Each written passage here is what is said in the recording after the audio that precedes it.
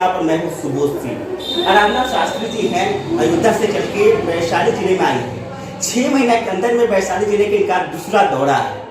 कथावाचिका है और यहाँ पे कुश्ते गांव में, वैशाली जिले के लालगंज के कुश्ते गांव में यज्ञ का आयोजन किया गया है, जहाँ ये कथा वाचन करते हैं, श्रोता आते हैं, इनके कथा से वो भक्ति रस से ओतप्रोत होते हैं।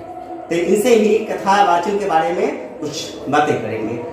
रना जी, 6 महीने के अंदर में दूसरा दौर कैसा अनुभव रहा? बहुत अच्छा लग रहा है। लोगों का मतलब प्रेम मिला और उसी के कारण ना हमको दूसरी बार यहाँ आने का मौका मिला। राम की धरती से आए हैं और ये माता सीता का धरती है, तो बहुत और अच्छा लग रहा है। वहाँ तो मतलब भगवान श्री राम जी का मतलब जन्मभूमि है ही, और यहाँ बिहार में तो बहुत समय से आना जाना, कथा की वजह से आना जाना, तो एक अलग ही लगाव हो गया है जी। बहुत अच्छा लग रहा है।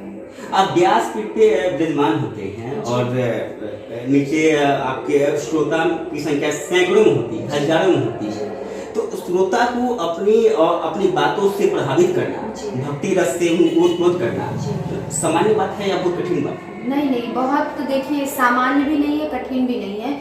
आप जिस भाषा में मतलब श्रोता को, मेरा यही मतलब कहना का तात्पर्य है कि हम उसको कितनी सरल भाषा में लोगों को मतलब समझा दें और वो बात उनके मन में मतलब आ जाए, दिमाग में आ जाए। श्रोताओं के मन में दो बातें हैं। हाँ। एक श्रोता आते हैं शांति के लिए, मन शांति हो और चित्त प्रसन्न हो। हाँ। और कुछ लोग आते हैं कुछ पाने की इच्छा से। हाँ। मुझे लगता है कि नहीं, जो कथा वाचन कर रहे हैं उनकी बातें सुनेंगे तो हमें इस चीज की प्राप्ति होगी।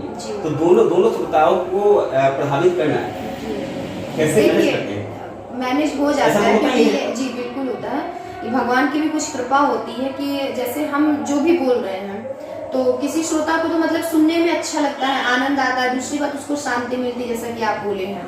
और दूसरी बात ये है कि कोई भी श्रोता जैसे कोई चीज सुनता है तो अगर उसको अच्छा लगेगा तभी ना उसको अपने जीवन में उतारने का प्रयास करेगा, अपने अंदर कुछ बदलाव लाएगा। तो ये भगवान की भी एक कृपा होती है। अच्छा, ये बताइएगा आप कौन सा कथा करती हैं? राम कथा हुआ, श्रीमद् भागवत हुआ, देवी भागवत हुआ। 3 कथा जी। तो जो एक कथा वाचन सुनने से जो भक्त होते हैं, श्रद्धालु होते हैं, उन्हें किसी तरह का लाभ होता है? देखिए पहली बात कुछ लोग कहते हैं कि नहीं, मन चंगा गंगा। तो फिर जो कथा वाचन है इससे किस तरह का लाभ मिलता है? देखिए लाभ जो है बहुत तरीके का लाभ होता है। जैसे एक होता है कि आत्मा को थोड़ा शांति मिलती है, संतोष मिलता है। दूसरी बात है कुछ ना कुछ, मान लीजिए 3 घंटे बोल रहे तो उसमें से कुछ भी अगर लोगों के अंदर मतलब कुछ भी 2-4 बातें भी दिमाग में आ गई तो समझ लीजिए कि उसका कल्याण हो गया, क्योंकि जो भी बोल रहे हैं वो भगवान से संबंधित रहता है। अब बहुत से ऐसे लोग हैं जिनका मन पूजा पाठ में नहीं लगता, लेकिन उस कथा को सुनने से कुछ लोगों का मन फिर भक्ति में मतलब लग जाता है, लोग पूजा पाठ करना प्रारंभ कर देते हैं।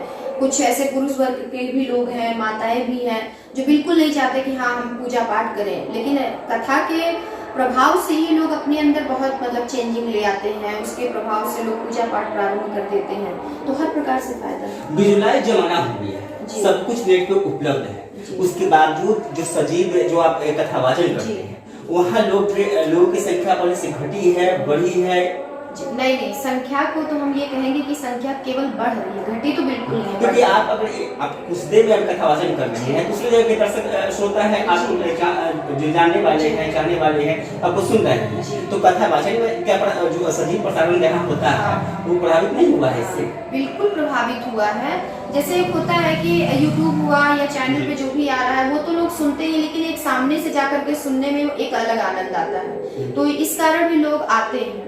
अगर लोगों को पता चलता है नहीं, संख्या की कमी नहीं है, संख्या बढ़ रही है। हाँ, लोगों का, नवयुवकों का, नवयुवतियों का, और आज का जो समाज है, हम तो यही कहेंगे जहाँ भी देखते हैं अगर कहीं कथा हो रहा है या तो वहाँ लोग उमड़ रहे हैं, लोगों की भीड़ वहाँ जा रही है। तो इसको हम ये नहीं कहेंगे कि संख्या कम हो रही है, संख्या बढ़ रही है। सजीव आप कथा वाचन करते हैं तो वहाँ पे कभी नर्वसनेस से भी महसूस हुआ? क्योंकि सैकड़ों लोग होते हैं, आपके सामने हजारों लोगों की भीड़ होती है, उस सभी को प्रभावित करना है, घंटों आपकी बातों को लोग सुने और उसे लाभ प्राप्त करें। व्यासपीठ पे बैठने के बाद भगवान की बहुत बड़ी कृपा हो जाती है क्योंकि हम अपने आप को बहुत बड़ा ज्ञानी नहीं मानते हैं, जो भी बोलते हैं उनकी कृपा से बोल रहे हैं, और ऐसा कभी मतलब हुआ ही नहीं। हाँ, स्टार्टिंग में था, थोड़ा बहुत शुरुआत किए, वो सबको होता है, एक नॉर्मल चीज़ है वो, और फिर धीरे धीरे अब तो मतलब ऐसा कभी अनुभव ही नहीं हुआ कि किसी प्रकार का मतलब हम नर्वस हो रहे हैं या हमको डर है, भय है, कुछ ऐसा नहीं। शुरुआत कब हुई? शुरुआत हमको कथा में लगभग आए हुए 9 साल हो गए। 9 साल। स्टार्टिंग किए हुए हमको 9 साल हो गए। तो कथा वाचन से कोई पहले से जुड़ाव रहा है आपका? हाँ, आपको बचपन से जुड़ाव रहा है। कैसे रुझान गया कैसे? जी, रुझान कैसे गया? रुझान देखिए, हम बचपन से हमारा जैसे पूजा पाठ में जैसे मन लगता था, और नानी जी के पास हम अपना मतलब ज़्यादा रहे हैं, तो उनका ही मतलब उनकी ज़्यादा मतलब देन है कि जो है जैसे रामचरितमानस का पाठ करना, कथा सुनना, तो इससे भी मतलब प्रभावित हुए थोड़ा सा। और बाकी बचपन से ही हमको पूजा पाठ में बहुत मन लगता था। उसके बाद फिर हमारे गुरु जी मंत्र लिए, श्री श्री 1108 श्री राम किंकर दास जी महाराज, उनकी बहुत बड़ी कृपा है। जब से वो गुरु मंत्र दिए, उन्हीं के मन में ये भाव आया कि नहीं, इसको हमको मंच पे बिठाना है, इसको कथा बोलना है।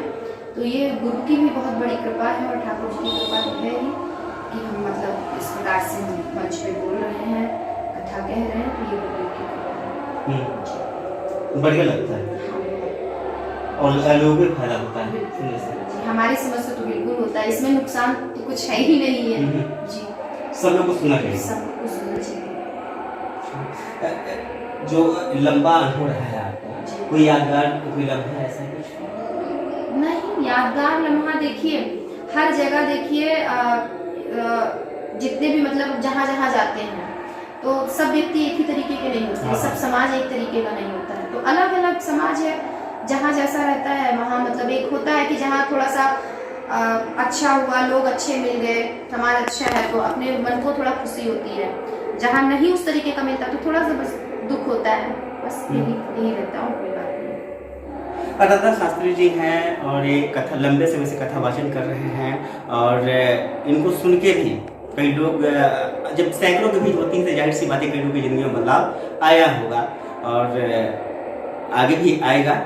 और इसी तरह के और वीडियो देखने के लिए हमारे चैनल को आप अगर सब्सक्राइब नहीं किए हैं तो सब्सक्राइब कीजिए, साथ ही लाइक शेयर और कमेंट कीजिए। अब ऑर्गेनिक तरीके से रखें खुद के साथ किचन के बर्तनों और बाथरूम के टॉयलेट का ख्याल। अकासा लेकर आया है organic hand wash, shampoo, toilet cleaner के साथ ढेर सारे प्रोडक्ट जो करे आपका और आपके घर का कंप्लीट केयर।